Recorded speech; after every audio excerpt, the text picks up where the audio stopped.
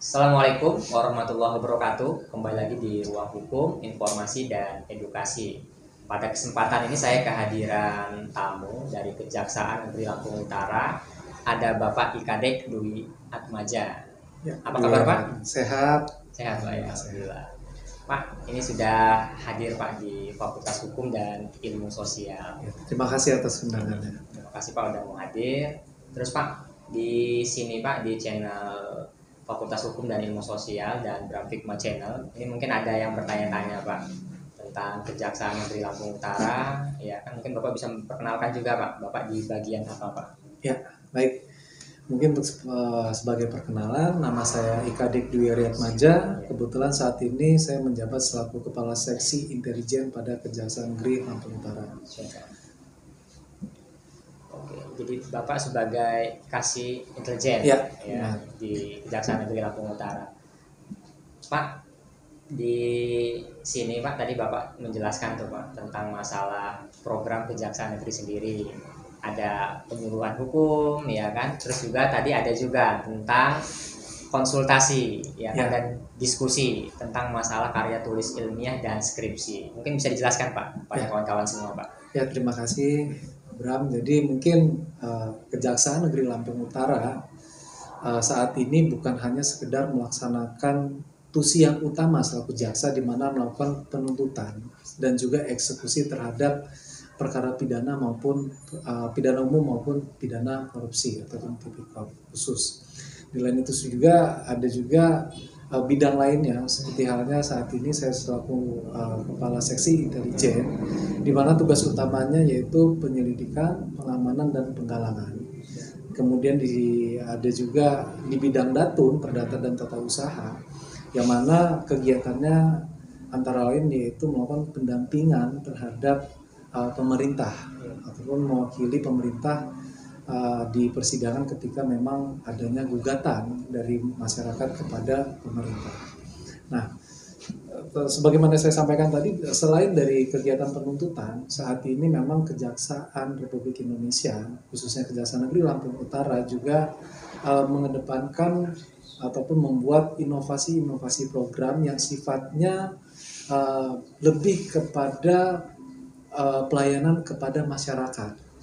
Kalau khususnya ke teman-teman di universitas, yang mana di sini teman-teman mahasiswa sebagai kunci utama dari berjalannya universitas, kami di sini ada program namanya penyuluhan hukum, kemudian ada juga diskusi dan konsultasi penyusunan karya ilmiah ataupun skripsi, yang sebenarnya ini juga secara umum mungkin menjadi kendala untuk teman-teman mahasiswa khususnya Fakultas Hukum dalam penyusunan karya ilmiah, di mana ada data dan juga kemudian kira-kira kendala apa yang layak untuk dilakukan penelitian. Nah, untuk kegiatan penyuluhan hukum saat ini kami lebih memilih ke fakultas di Universitas Muhammadiyah Kota Bumi ini dengan tujuan apa yang kami sampaikan nantinya ke teman-teman mahasiswa ini bisa kemudian disebarluaskan kepada masyarakat, khususnya masyarakat Kota Bumi, Lampung Utara, di mana nanti dalam prakteknya teman-teman mahasiswa ada kegiatan yang namanya kuliah kerja nyata dan lain sebagainya, sehingga apa yang kami sampaikan dalam kegiatan penyuluhan hukum ini nantinya bisa disebarluaskan langsung kepada masyarakat, seperti itu. Oke, Pak Kadek, tadi saya senang sekali Pak Kadek ya kan, bahwa dari Kejaksaan sendiri ini sudah membuka ruang seperti itu untuk para mahasiswa-mahasiswi. Ini kalau mau ibaratnya konsultasi, berdiskusi dipersilakan. Karena dulu kalau misalkan mahasiswa-mahasiswi ingin ke APH khususnya Kejaksaan harus buat surat dulu ya kan, penelitian di sana. Tapi sekarang memang dari Kejaksaan welcome seperti itu, malah untuk diskusi, untuk menanyakan ya kan bagaimana proses penegakan hukum, substansinya dan lain-lain, itu memang welcome kita Pak Kadek ya. Terus Pak Kadek, lanjut lagi Pak Kadek. Tadi Pak Kadek sudah menjelaskan tentang penyuluhan hukum di sini terkait tentang narkotika. Narkotika. Apalagi Lampung Utara Pak Kadek, kalau berdasarkan Instagram Satres Narkoba ini grafiknya tinggi Pak Kadek. seperti itu. Lampung Utara memang masuk zona seperti itu ya kan, yang memang harus diperhatikan. Nah, Pak Kadek, mungkin Pak Kadek bisa memberikan informasi tentang hukum Pak Kadek tentang masalah narkotika sendiri Pak Kadek, mungkin sekilas seperti itu Pak Kadek, agar Lampung Utara ini tadi tingkat penyalahgunanya, tingkat narkotika yang ada di Lampung Utara ini bisa berkurang sampai hilang seperti itu Pak Kadek. Ya, terima kasih. Jadi memang benar permasalahan narkotika saat ini semakin hari intensitasnya semakin tinggi. Ya. Ini semakin meresahkan di mana narkotika ini masuk ke seluruh elemen yang ada di masyarakat. Tidak sedikit juga dari pengalaman kami bahkan ke lapisan mahasiswa sampai dengan pejabat birokrasi tertentu. Ya. Banyak contoh-contohnya yang memang sudah dihadirkan di depan kita.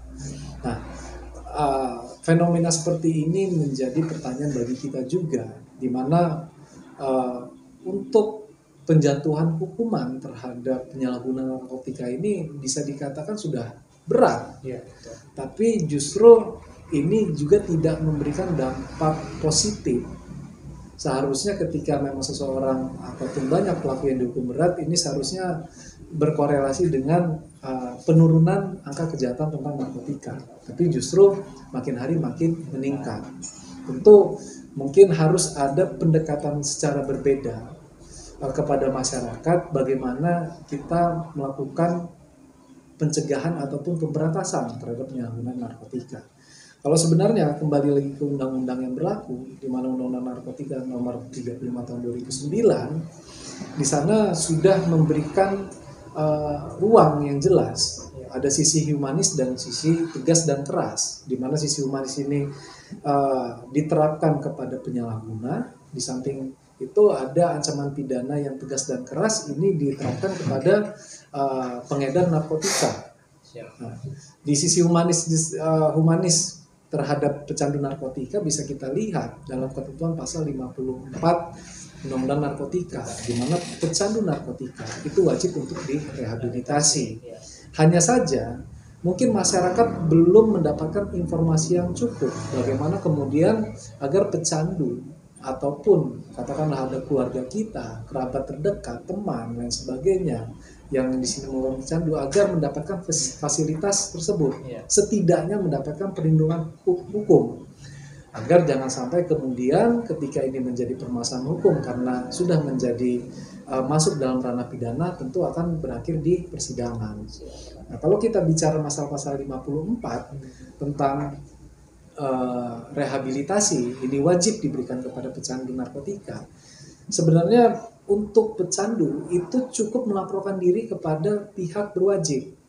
Di sini bisa diartikan pihak berwenang antara lain kepolisian, BNN, rumah sakit, kemudian ataupun RSKO. Di sana cukup melaporkan diri bahwasanya yang bersangkutan sebagai pecandu dan ada keinginan untuk sembuh melalui pengobatan.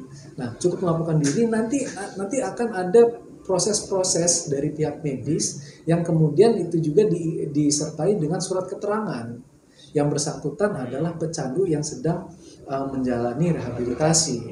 Nah, mungkin hal-hal yang seperti inilah perlu kita lebih suarakan kepada masyarakat luas agar pecandu-pecandu narkotika ini dapat secara aktif melaporkan diri kepada yang saya sampaikan sebagaimana tadi.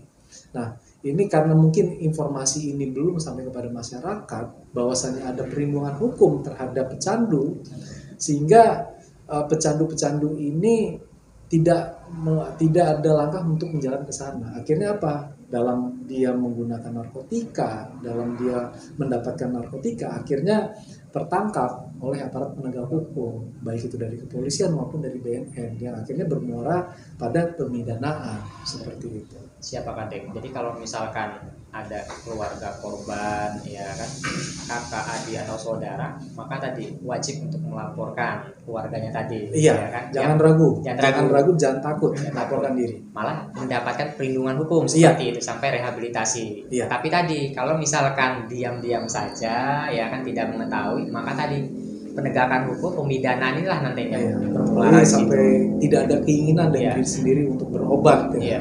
Karena apa? Yang namanya peredaran gelap narkotika, kita bicara dari sisi penyedia, bandar, tentu ini kan pangsa pasar Betul. pecandu-pecandu tersebut. Kalau seandainya tidak ada keinginan dari pecandu ini untuk sembuh, ini akan menjadi beban yang berat pemerintah, apalagi aparat penegak hukum dalam melakukan pemberantasan narkotika. Seperti itu. Oke, kawan-kawan, tadi kita sudah mendengarkan informasi yang diberikan oleh Pak Kadek Dwi Atmaja ya Pak. Dwi Ari Atmaja. Dwi Ari Atmaja selaku Kasih Intel Kejaksaan Negeri Lampung Utara. Pak, terakhir Pak di segmen kita ini Pak, mungkin ada kata-kata yang mau disampaikan atau harapannya Pak untuk Lampung Utara Pak?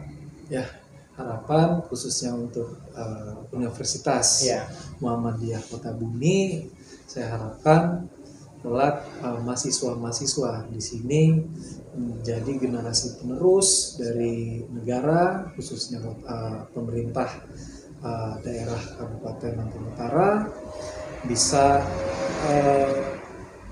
mengedukasi warga sekitar, masyarakat luas agar menjauhkan diri dari narkoba, kemudian bagaimana menyikapi dalam pemberantasan peredaran gelap narkotika. Tentunya itu mungkin dari sisi hukum yang lain tentang pemberantasan tindak pidana korupsi.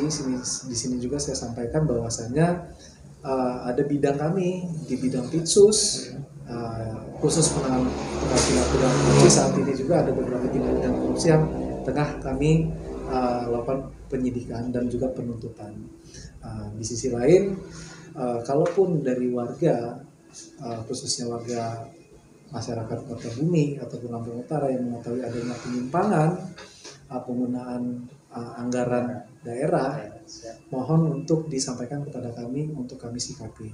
Di sisi lain juga kami juga ada bidang datun, di mana bidang datun ini juga berperan aktif dalam melakukan pendampingan kepada pemerintah agar pengelolaan anggaran daerah ini menjadi tepat sasaran, tidak adanya penyimpangan. Tentu dengan tangan terbuka kami juga akan dengan senang hati menyambut hal tersebut.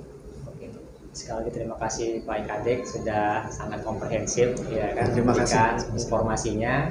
Terima kasih juga sudah mau hadir di Universitas Muhammadiyah Kota Bumi. Oke kawan-kawan, mungkin ini saja obrolan kita di channel FHS dan Bram Figma. Saya akhiri, salam kepastian hukum, kemanfaatan dan keadilan. Wassalamualaikum warahmatullahi wabarakatuh. Waalaikumsalam.